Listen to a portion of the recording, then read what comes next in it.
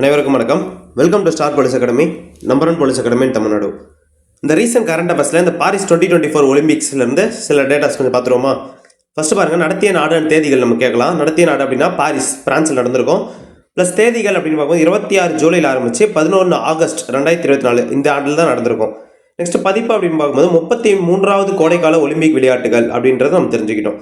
அடுத்தது 3 முறை நடந்திருக்கு. இந்த ஒலிம்பிக்கை நடத்திய 2வது நகரமாக யாருக்கு வாங்கியிருக்காங்க அப்படின்னா பாரிஸ் தான். லண்டனில் ஃபஸ்ட்டு ஒரு முன்னாடி நடந்திருக்கும்.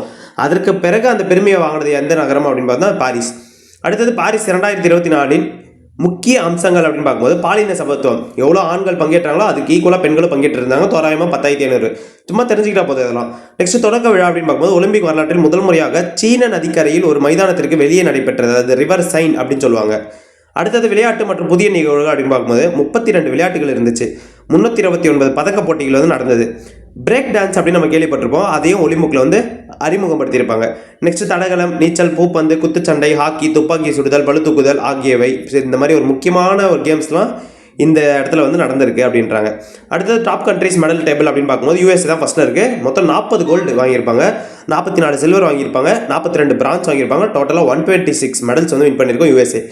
அடுத்தது பார்த்தா சைனா 40 கோல்டு, 27 சில்வரு, 24 பிரான்ஸு, மொத்தம் 91 மெடல் வாங்கியிருப்பாங்க. அடுத்தது ஜப்பான் 20 கோல்டு, 12 சில்வரு, 13 பிரான்ஸு, டோட்டலாக 45 மெடல்ஸு.